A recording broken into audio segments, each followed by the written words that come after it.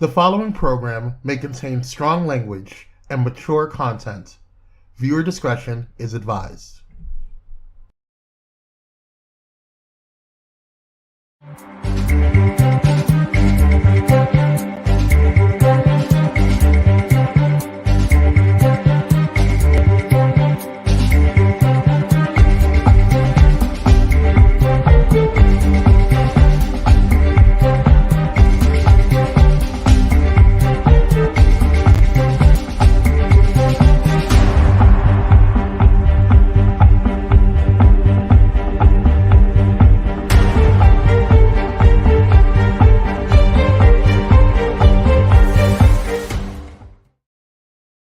Honey, Dick Connoisseurs are in an uproar over Nelly and Lil Fizz. Sherry Shepherd is named as permanent host over the Wendy Williams show, and her child, the baby can't go nowhere without getting somebody's ass. So all of that, go get your cocktails because you're watching the Danyol Jaye show.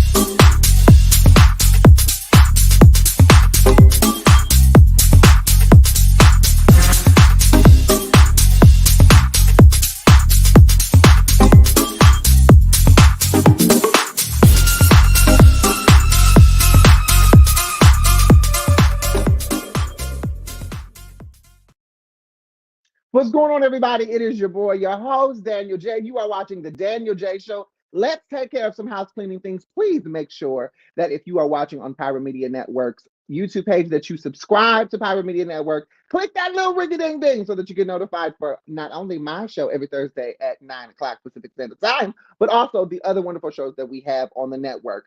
Before we get into this, I have to talk about a fabulous guest that I have today. We asked him to be a part of Dish the Deep, so I'm going to introduce him a little early. But he's an author, he's a speaker, honey. He's an activist, he's an actor, he's all the A's, he's all the B's, he's all the C's. And he's also a fabulous entrepreneur. He is a Black man, he is a minister, and guess what, y'all? He like dick. So without further ado, we're going to bring on Ben Carlton is joining us for Dish the Deep today.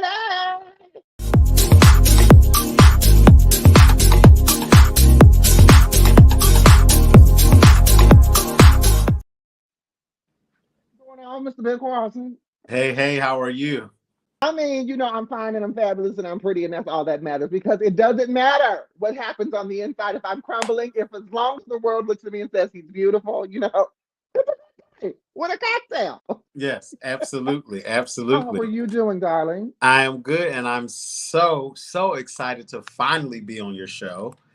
I mean, it's time. Now, let me say this. Now, this is a different type of show. This is Grown and Sexy Late Night on Pyro Media Network. So all of that, like, you know, kissing the babies, Ben, you can leave him at home. I know you got a brand and you got an image to protect, but I need the big Carlton that I know. But we're gonna get into this and get to you a little later in the show, because we are going to talk about your book. We're going to talk about your company and all of the fabulous things that you're doing within the Black community, which I'm really, really excited about. But let's get into these deep, honey. Okay, first of all, Nelly does.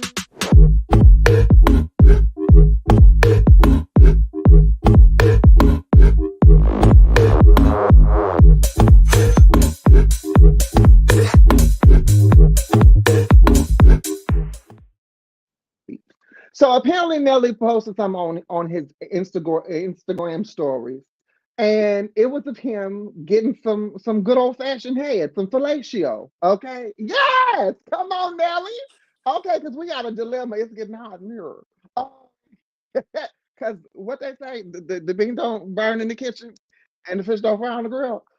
Look here, it took a whole lot of shit to get right here, just to get up that hill. So the internet went abuzz because they felt like, in all of their fantasization of Nelly, they felt like Nelly was supposed to be packing a little bit more under the carriage, under the hood of the car. They felt like he was just slinging horse dick left and right. And they were a little disappointed.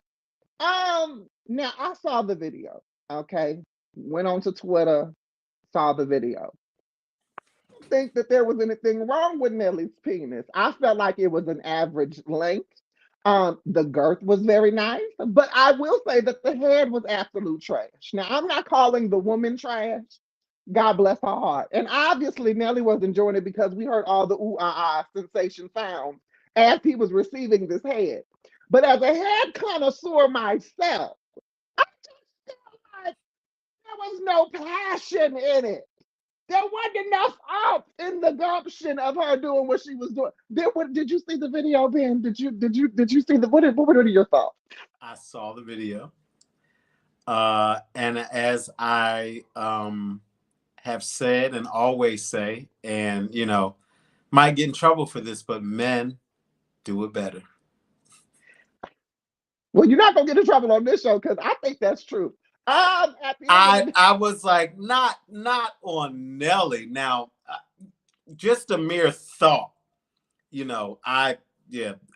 Now, not that I am disappointed, but I get why everyone else is disappointed, because you have been a huge, sexual icon for so many people for years, and you've went on unscathed until now with no sex tapes or no release tapes or anything like that. Nelly also has a nice booty, so I could work with it all. I've seen it up close and personal. It has some jiggle to it, and it's firm as well. So I don't know. Southern hospitality booty.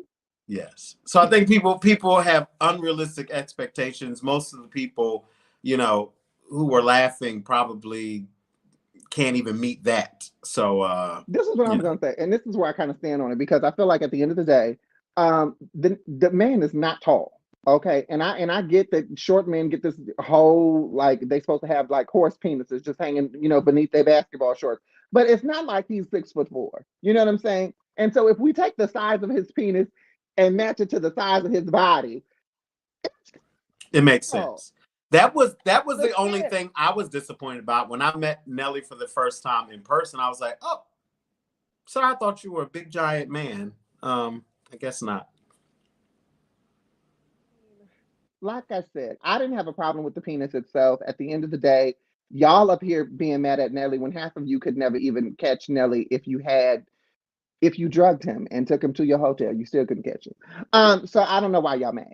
But as far as the woman in question and the head that she was giving, girl, call me and I'll give you some lessons, honey, because that was not it. I mean, you work with what you got. Like, I could have dethroned that with my eyes closed, but this is not about me. So we're going to move on to the next distracted issue, where not only is Nelly in the media, child, Lil Fizz, emphasis on the Lil, is also in the media because he has a penis that many did not expect. And I'm laughing because I was scrolling through my was it my Twitter timeline, and somebody had posted that little Pokemon Sprout and said that this is what Lil Fizz dick looked like. And I about hollered and lost my entire shit when I saw that. So for those of you who have not seen it, and we can't show it on this platform because we're a family show, we're Christian. We good Christian folk over around here. But it basically is a really huge mushroom head and a not so girthy stem. And a lot of people felt like they were looking at child pornography. Again, Little Fizz is not the tallest man. The little man. He's height challenged. But even with his challenges in the height department, the penis, it looks odd. Like I don't want to body shame. I'm not trying to body it, but it did. And maybe it was the angle, the lighting. Maybe he was soft. Maybe he wasn't fully, erect. I don't know. It just looked really strange. I just want to know, or I actually just feel bad for the people who paid to see it. Oh. That's who I feel bad for. Like, y'all need therapy because you wasted your $15. Oh, her hair Child, was now what I you know call. why Omarion didn't give a shit about him fucking April, because he was like, obviously, I got the biggest dick out the whole B2K group. That's just how I feel about it, because you know Omarion is package. Omarion. Hey, talk about it was an icebox where my heart used to be. I know what took the fucking heart out the box. So I mean, I can see why he was unfazed by that whole little situation. And I do remember when he was messing with Hazel E back on Love and Hip Hop Hollywood, and they had this whole thing going back and forth about how his dick was fun size. Ooh, not fun sized. They call it. You know how you get the Snickers, but then you get the fun size Snickers that come in the bag. I don't buy them because they get on my nerve. I mean, I eat a Snicker because I like a Snicker, but damn it, I'm mad that they stopped doing the long Snicker. Yes. That they actually cut it up into. I'm mad at that. I don't see the point in that. Bring back the long Snicker for me. Bring back that comment, Kwame, so we can. I want to read that. Dawn said, "Sigh," shaking my head. I am just so done with that.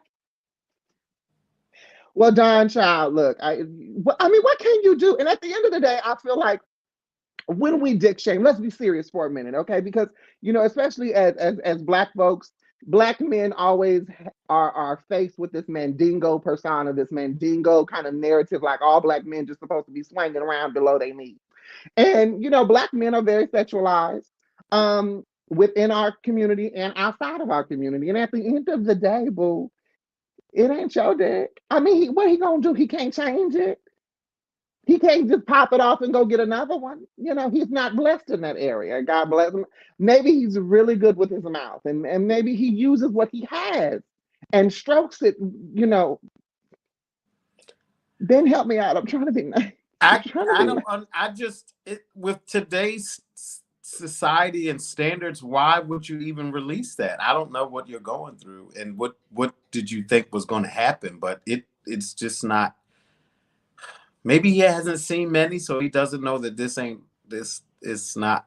I don't know. I don't want to body and shame. I want to know how you accidentally, going back to now, how you accidentally post some shit.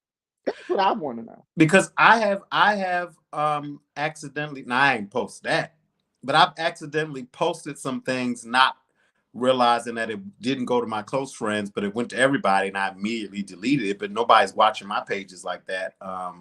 To Live, I watch your pages like that. I stalk that motherfucker. And then when you are under the influence of whatever you are influenced by, you just are careless at times. K. Michelle, you know, she was out with her breast out because she was high. Leandria Johnson was drunk and her breast was out on social media. I mean, when you're under the influence and you hit that live button, that's that on that. I mean, I have been live under an influence. Okay, I remember popping an edible and child, I was on TikTok, and the first edible had me feeling good. The second edible had me feeling real good. By the third edible, I was ready to go to sleep, and I think I fell asleep on my live. I don't even remember turning it off.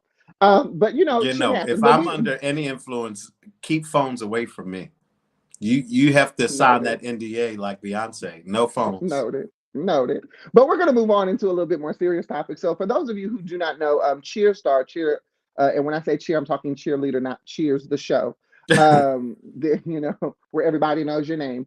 Jerry Harris pleads guilty to child porn charges. And basically what has happened here is that he's on trial for child pornography charges. And back in 2019, he was found that he was soliciting naughty photos as well as sexual activity with teen boys. Now, I don't know, because I didn't do too much research into him, to Mr. Jerry himself. I don't know quite how old he is. And not that it makes any difference, but I also want people to really understand language and how things are kind of put together in media. So when we say teen boys, I know a lot of people think that this man is like 40 and these people is like 13. I don't know if that's the situation. I mean, either way, if they're not legal, you shouldn't be doing shit with them.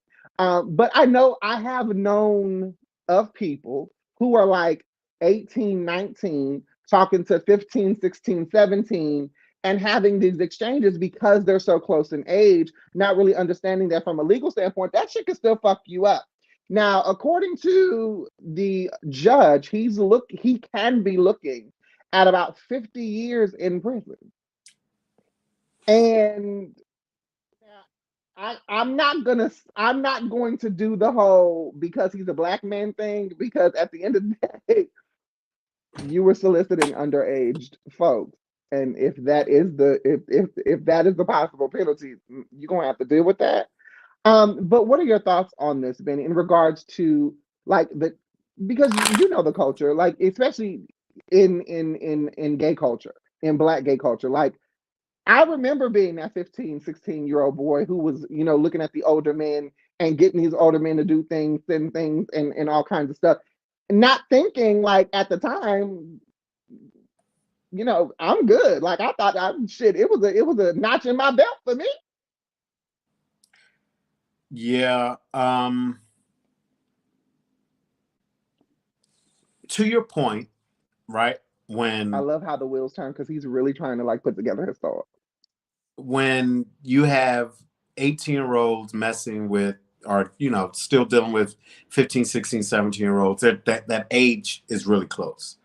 In this case, he needs to be arrested and jailed and kept away from all children, because he's 22 and the case is dealing with 14-year-old boys. And now 50 years, I don't know. That I think that's rather harsh. But I do believe that every case needs to be handled individually. You can't blanketly, Right. put an 18-year-old in jail for 50 years for, dating a 16-year-old. But a 22-year-old and a 14-year-old, Huge problem. You know better. And when you have access, right, when you are sick, when you are mentally ill, right, and you are trying to build either a relationship or have sex with an underage teen, you need help. You need jail and you need help. And because some people don't ever grow out of that teen mentality. You don't know what his issue is. Yeah, but he needs 22 and 14. That's an 8-year. That's a huge ass gap. Like absolutely jail time, lock him up. But do you feel like 50 years would be excessive if they did give him the max of what these charges hold? I think 50 years is excessive.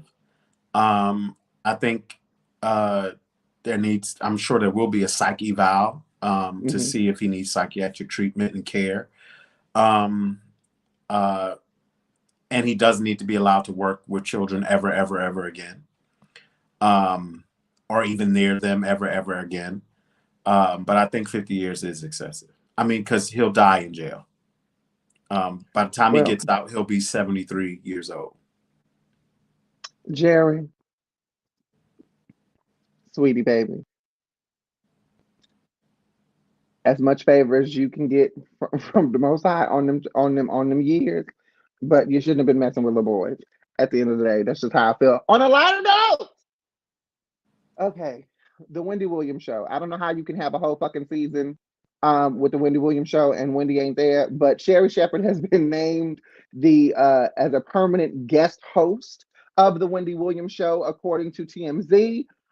They are still monitoring Wendy Williams very heavily. As you know, she has had many kind of ailments since last year. Her last on-air showing, I think, was in July of last year. October, she officially left the show, and then they ran all of season 14 with guest hosts. My personal favorite was Leah Remini in Michelle Visage. Loved them two together. But Sherri Shepherd, shout out to Sherri Shepherd. They are naming her a permanent guest host. Now, according to TMZ, if Wendy does not get better and return by September, which will be the start of her 15th season of her show, then the network will be changing the name of the show. I don't know what they're going to be calling it. I don't know if they're going to call it the Sherri Shepherd Show. But I mean, as far as being a black woman and getting a bag, honey, Sherri, do your thing. Wendy, prayers to your health. I mean, I don't I have my own thoughts about like all of the things that are happening with you right now, but I'm not going to go into that. Do you have any thoughts about Sherry being a permanent guest host for her show? I love me some Sherry Shepherd. Come on, of I course you love love Sherry. Sherry. I've had the pleasure of being in her company many times. A few of my close friends are close friends with her. She is a delight. Actually, the last time I saw her, she was sitting 2 rows in front of me at Set It Off Play here in LA. Come on. And we were just a cackling.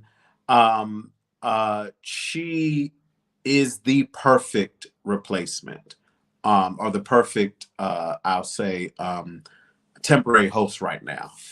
She Well, carries the Sherry, honey, show. get that bag, okay? Because that at the end of the day, get your bag. But we're gonna take a quick break. When we come back, we are gonna be talking with Ben in regards to his book, his work, his business, and just being a fine black man out here doing it in his 30s. Okay. So go refill your cocktails, get you some snacks, because when we come back, it's Ben Carlton all day, right here on the Danyol Jaye Show.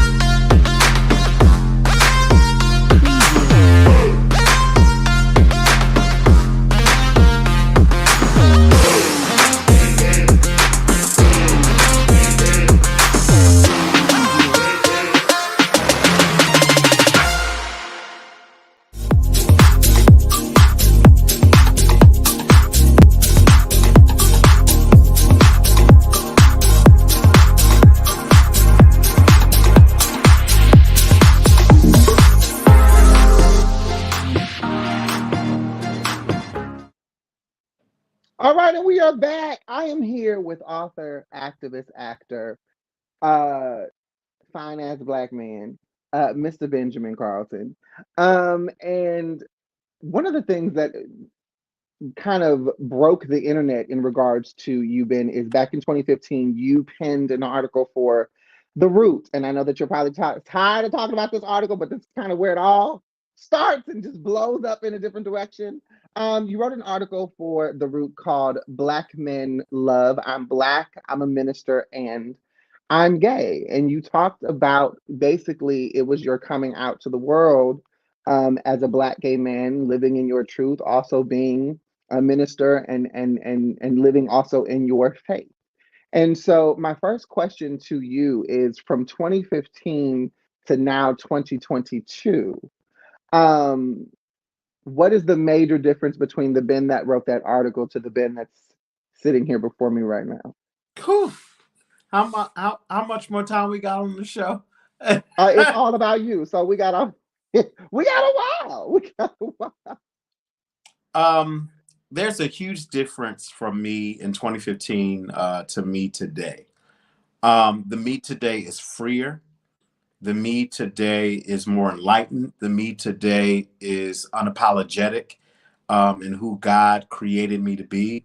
And the me today is more bold. When I came out, it was truly an act of courage, but I was still partially in the closet. Part of my leg was still in the closet, and I did not fully come out until last year, 2021. And I penned an article called Coming Out Again, because I was still trying to be the conservative gay, the gay that would not offend, the gay that wasn't too flamboyant and feminine, the gay, that didn't display love, in public. And I didn't realize it until, some circumstances opened my heart. And I was like, well, heart, you still broken. You're still yearning for your mother's love. You're still yearning for your father's love. And you are still, hiding elements of yourself so people will accept you. And I did a deep dive into religious studies, which helped me write this book. So where before, where people would ask me, well, how can you be a Christian and be gay? And, are you sure you're not going to hell? I didn't have a definitive answer. Today, I will wear you up and down with facts concerning the word of God and whether I'm going to heaven or hell, or the hell supposedly that exists, or even the heaven that exists. Talk about that. And so I am a very, very different person. I'm more loving. I am more inclusive. I am more caring and empathetic. And I am a lot less judgmental. Now, in your book, which I had the pleasure to attend your Los Angeles signing when the book came out, and I got my signed copy because had to do that. In your book, you talk about that a period of your life when post this article, basically, that you were still in a space where you still were very judgmental to other iterations of what gay is in the community. You talked about, still kind of being, just a few months ago, still being that kind of conservative gay, not very flamboyant, not very feminine, still trying to be very, masc presenting. And we know just in Black gay culture, feminine Blackness is often extremely demonized. It is extremely villainized and degraded in such a way where there's a lot of microaggressions, a lot of violence, and just a lot of hatred towards it. What was the point in your journey to your truth and your authenticity that caused you to kind of do a 180 from that mindset?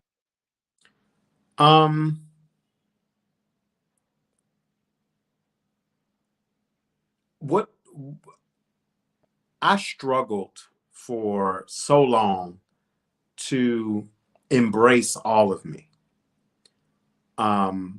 And that is both masculine and feminine. Actually, for my birthday, I have a fabulous, you're hearing it first on the Danyol Jaye show. I did Come on, exclusive! fabulous photo shoot to demonstrate both my masculine and feminine side. And that'll be released for my birthday next month in March. But what really got me there was I was doing a lot of activism in the LGBTQ space, the Black space. I'm doing speeches, and especially me being a preacher, they love to bring me in. Oh, look at this gay preacher. Let's bring him to speak, because it is contrary and counter to the narrative. And I realized, like, Ben, you can't be up here talking about gay rights and you still have bias and prejudice.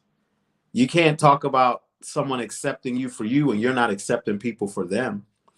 And so what I learned in my professional career, in my work with diversity, equity, inclusion, is that when you realize you have a bias, face that bias, whatever it is. And I had a bias against the transgender community, against the drag queen community, against the ball house community, house ball community, against cross-dressing. I mean, anything feminine, anything, because as you said, being Black and gay is one thing. To be Black, gay, and feminine is a whole nother journey and experience. And it's something that we try to run away from. But it's also the automatic thing that people think you are when you say you're gay, mainly because media, the only gay characters we had for years were just exaggerated versions of what it means to be queer and gay. And so I volunteered at TransCon, which is sponsored by the Aqua Foundation for Women.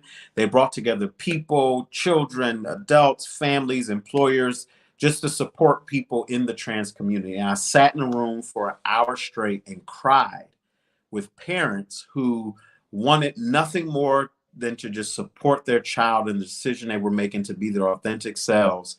And they faced immense discrimination. Many had to flee from their towns, small towns. Many had to leave their churches, literally uproot their families from communities. And they talked about the sacrifice and the love that caused them to do that. And that just opened my heart to, you know, because I had the general toxic masculine mindset towards the trans community and cross dressers, and you know, if God made you this, why do you know all of the stupid things that people say, and it was like, well, Ben, you cannot, just like someone can't tell you that you aren't born gay, you can't tell somebody who they are and what they are and how they should present themselves in the world, and you also shouldn't care. I'm going to ask you this. Was it easier for you to accept your own truth after the realization or the acceptance of the femininity of gayness, I guess? Like, what, once you got past, like, okay, people are who they're going to be. We all have this duality. We're all, it's gonna show up differently for everybody. Was it easier for you to then kind of settle into your own ways that other people might have seen or thought to be more feminine, or did it become harder? Not at all. There was, I kept, it was levels. Just Come on, like, nuance. you know, it took me years to accept me being gay. And then I had to spend years undoing all the things that contributed to me hating myself. I had to peel back the layers of the source of my hatred and the source of my discrimination. And the first step was to face my bias. The second was to stop judging people. The third was to embrace people for who they are. But for years, I stopped right there. I could accept you, I could love you, but we weren't going to be friends. You weren't hanging with me. You weren't coming to my house. We weren't being seen in public. It was this, my friends get on me all the time about this. My friend was visiting me in Miami from Jacksonville, and he brought all of his gay friends with him. And a lot of his gay friends are feminine guys. I mean, they really look like, they look butch and, you know, masculine, but baby, they start to cackling and talking, and it's Yes, over. honey. And They so, give you all of that, all the D. yes, all of it, all of it. And so we're on South Beach, and I'm known in Miami, so you know, I gave him a pep talk. Listen, you know, we can't be having all of that on display as we sit on South Beach and everybody's walking by saying hi, brother Ben, etc., or whatever. And so everything was going well. Them boys got drinks in them, and it was over. One guy, he bust out, he was like, girl, and everybody at the table bust out laughing, and somebody said, woo, I was waiting for somebody to break the ice. I couldn't take it no more. He gave his friends a pep talk, and they were trying to be respectful of me, but child, they got drinks in them, and everyone could tell I was a little nervous and uneasy. But at that moment, I felt so silly. I felt so silly that my presence could make people shrink and not be themselves. And many people may wear that as a badge of honor, but that's awful if you walk in a space and people have to shrink. And so it was that moment I was like, Ben, you can't expect rooms to accept you when you walk in a room and you expect these boys not to be themselves and whatever that is. And so I slowly began to accept others, not only for who they are, but welcoming them in my space and not being embarrassed to be seen with them. And like I said, it wasn't until last year that I began to accept, well, Ben, you like that. You can get down with the best of them. So not only are you welcoming people into your space, you need to welcome you in your space. But I think and I ask you these about this particularly because it's a nuance that within Black gay culture, within the Black LGBTQIA plus spectrum overall, it is something that we struggle with. Like it's something that comes up all of the time. I mean, for myself as a feminine presenting gay man who often gets mistaken for being trans, I experience the microaggressions quite often. And so I always live by the stance of I want everybody to be their truest authentic self, whatever that is, right? I don't if it's extremely flamboyant, if it's extremely conservative. I want everybody to live in their truth. That is the goal, and in all the work that I do, that is the message behind it. But also in saying that, I think people also confuse wanting and accepting someone to be who they truly are to also be saying, I want to participate in that as well. For instance, people will look at me, I can talk about anything. I really can. I'm very blunt, I'm very forward. I don't the shame part of like talking about sex or talking about politics or talking about whatever. I don't have that. If we're going to be adults about this and we're going to have a conversation, let's have a conversation regardless of what the language is that we're using, knowing the place, knowing the time, knowing the environment. But I would not necessarily consider myself as over the top as I know some other feminine boys to be. And so when I encounter that, I look at that and I go, that is great for them. That is great that they are able to live in that. But this particular type of personality, probably not something that I want to participate in. Probably not something that I necessarily need or want to engage in, just because it's not my type of vibe. And I think that there is something to be said about allowing people to be who they are and then taking accountability for yourself and saying, this is what I want to participate in. This is not what I want to participate in, but there's no love loss. There's no forcing you to have to conform to what I think you should be because I'm not really vibing with what you're giving. Right. And Well, I really wish more, and I'm just gonna say it. I wish more masculine presenting men would be a little bit more secure with themselves, because I've also seen the very performative nature of masculine presenting men who really try hard to perpetuate the heteronormativity, and the things that they say versus the things that they do just do not line up. And so I think that it's amazing that in this journey of you kind of discovering who you are and being comfortable with who you are, accepting the truths of others, yeah. that then have you reflect on, okay, I need to do some self-reflection. I need to do some assessing. I need to do some rearranging of the vibes myself. Yes. And Yes. one of the things that you said in your when you had your signing in LA, you talked about, I love a pair of short shorts, honey, and I got nice legs. And I said, yes, man. Yes. Put the guys that do sorry, shake a tail feather. Yes. Because you Yes. do have nice legs. I do. I do a lot of work on them too. Come on with the shimmy. I saw the shimmy. I saw the shimmy. Yeah. The thing is, what people don't realize, right? Everyone loves, it's so easy to point the finger, and never really look at yourself. And someone being who they are should never, especially when it's in love and it's authentic and it's pure, should never upset you. Somebody Ever. being exactly who they are should never upset you. And if it does, it has nothing to do with them. It has everything to do with what's going on inside of you. I was running from being called Ben Gay, Ben Gay. I was running from being called faggot, feminine, punk, sissy, flame. I was running from all of that. And so anything that remotely resembled that, even with my gay self, I still ran from that.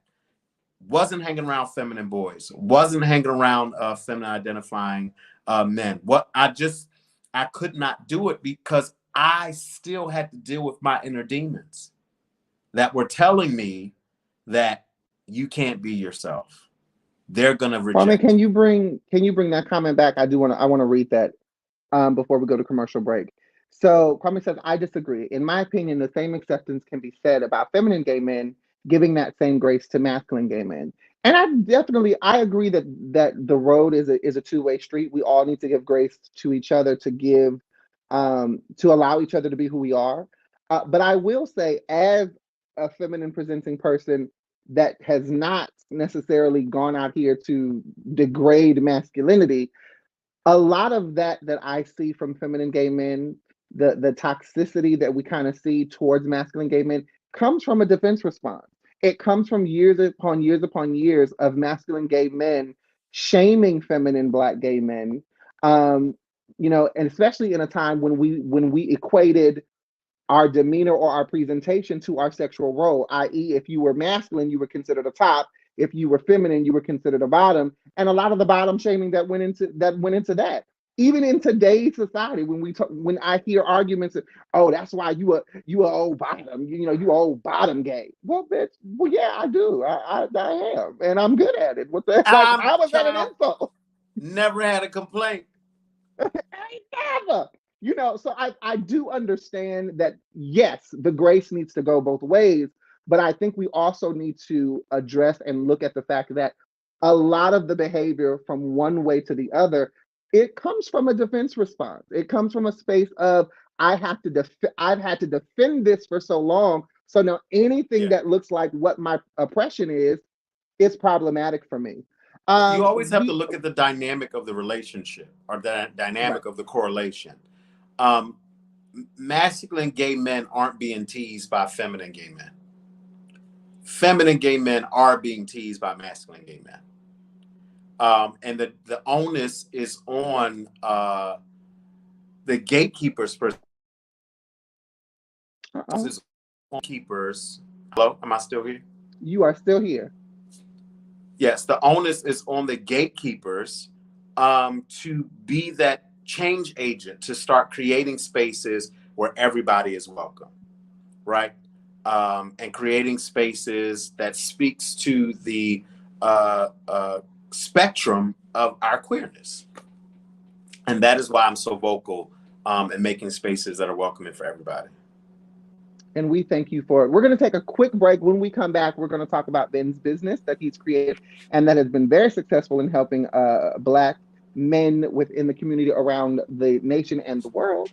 And we're also going to get into a little bit more about his book and his future endeavors. All that and more when we come back right here on The Danyol Jaye Show.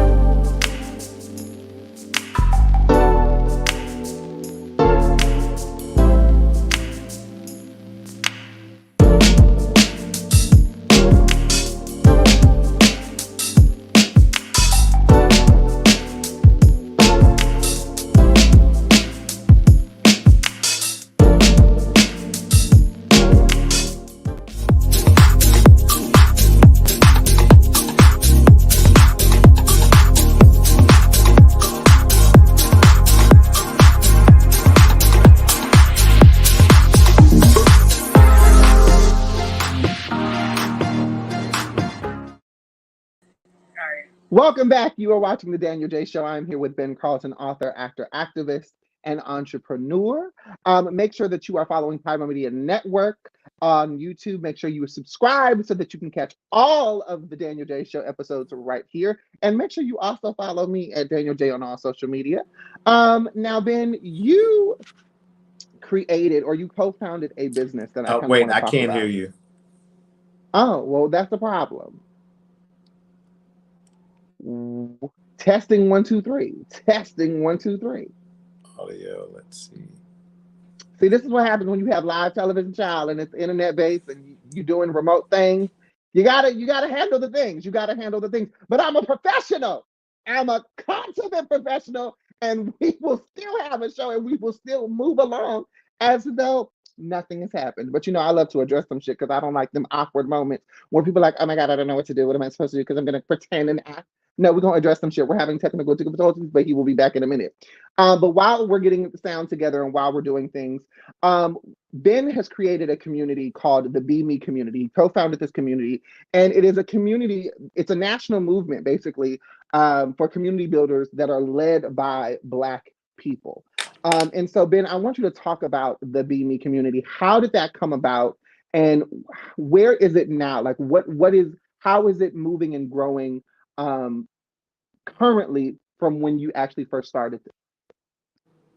So Bme Community was founded in 2013, co-founded by myself, Sarah Multidor, and Trabian Shorters, our CEO. And it was founded under the premise that the full story of the Black male experience in America was not being told.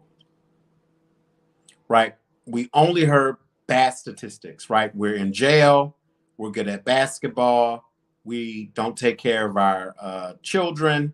We're on drugs. We're leading in crime. I mean, all these terrible things perpetuated the media, perpetuated the water cooler, was told, in homes, and all of it couldn't be further from the truth. Couldn't be further from the truth. And so we started by traveling to Philly and Detroit and collecting stories about what Black men do every day in their communities. Mm-hmm. Came back with thousands of stories of Black men talking about the same things that everybody else talks about. Jobs, the environment, safety, education, their families. And then we found out all these great things Black men do. And we're like, well, why aren't these stories told in media? Why aren't these stories shared amongst each other? Why aren't they common knowledge? Just to give an example, there was a study done with the Heinz Endowment in Pittsburgh, and they studied the headlines of the newspapers when it concerned Black men. 99% of the headlines in media in Pittsburgh concerning Black men were negative stories. So, of course, it's easy to believe that Black men are criminals, don't take care of their children, are leading in so many areas that are not right for society, because those are the stories that perpetuate it.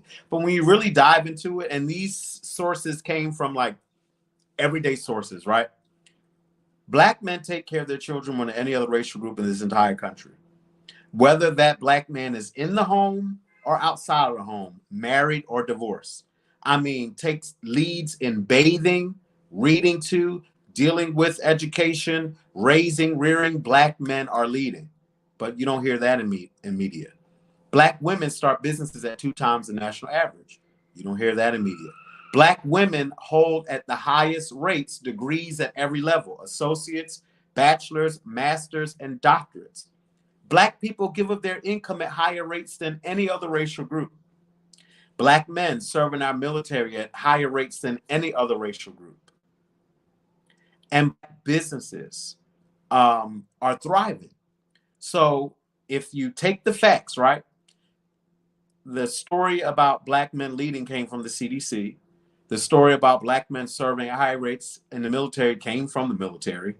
The story about Black women starting businesses at 2 times the national average and being the highest rates to hold all degrees came from the census. So we are entrepreneurial, we are patriotic, we are fatherly, we are educated, we're givers. But when you think about Black people in America, those are not the stories that are told. Of course not. Yes. And so we started a movement to uplift the positive stories, the truth about what it means to be Black in America and what it means to be Black and thriving, and then awarded Black leaders from across the country and pulled us together to work on issues together, to raise funds together. Collectively, we've awarded over 400 Black people around the country who've collectively raised hundreds of millions of dollars to support the work of supporting millions of families around the country. And we expanded to 8 cities, and it's still going strong. I stepped down 2 years ago to pursue my acting career, but I still do a lot of training and activism in any major organization you can think about. We've dealt with and trained. and help them to rethink the way that they view the people that they serve, mainly Black people, through a mechanism called asset framing, which values you based on your inspirations, aspirations, and hope versus your deficit or your one mistake. We have given grants to people who've spent significant time in prison for really terrible things, murder. But if someone is willing to acknowledge their error, make amends, and then do everything they can to make the world a better place, why should we keep judging them based on that one mistake? One of our greatest stories is our good brother Shaka Senghor, who spent years in prison for murder. He wrote a book while he was in prison. When he got out of prison, the state of Michigan tried to sue him because he's state property, so they wanted money for the book.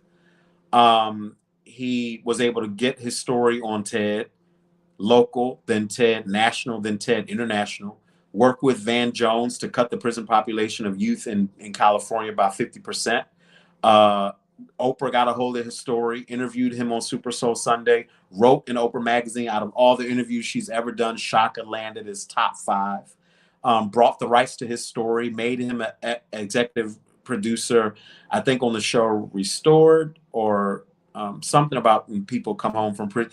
Mm-hmm. But if we would have judged Shaka based on his worst deed and keep calling him, by a mistake he made, he would never have achieved what he's been able to achieve and impact the lives he's been able to impact. And so that's what we preach: value people based on their aspirations and inspirations, and start telling the truth about Black people in America.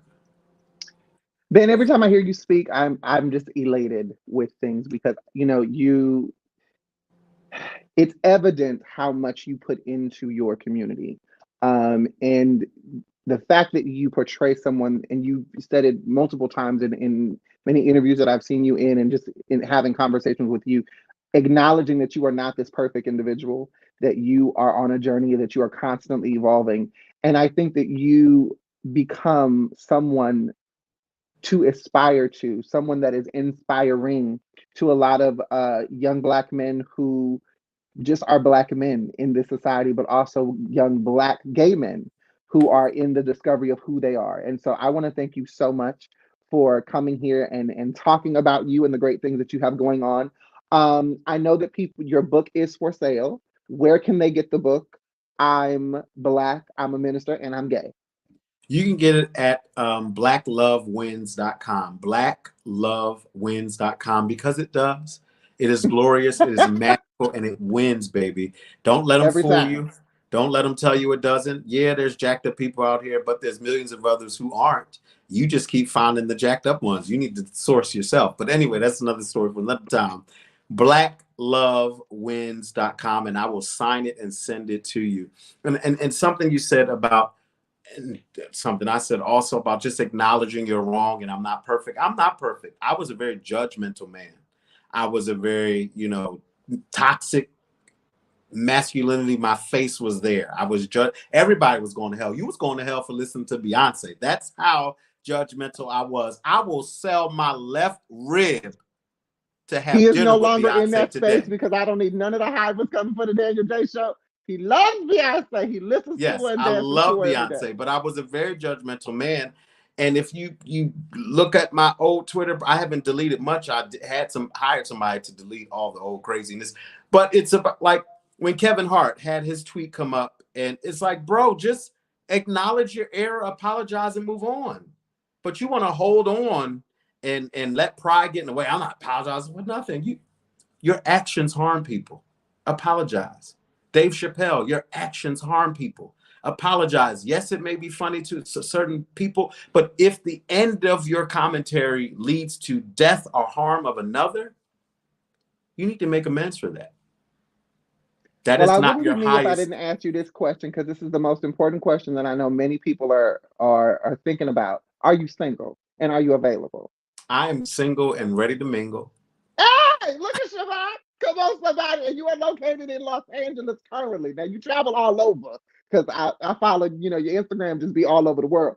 But you are Los Angeles, you're available, I'm you ready Los to Angeles. mingle. I'm available. I'm single, ready to mingle. And the thing is, when I do travel, I always meet great potentials when I'm in the Northeast, because that's my vibe. I'm from Philly, and it's like, oh, I can't do this long distance. I am an Aries.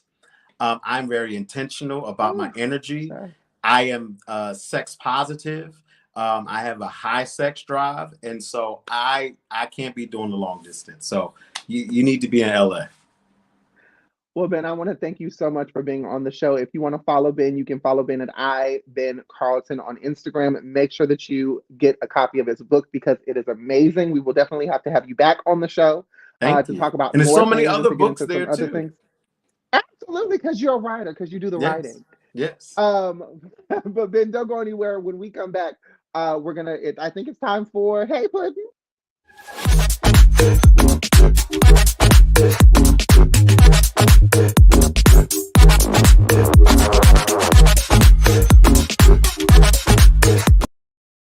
Hey, my pudding crew. I was thinking about what this week's Hey Puddin' was going to be, and knowing that I was going to have been on the show, I was like, what am I going to talk about? Am I going to pull a letter? Am I going to pull an email? And something said, bing, I know what I'm going to talk about.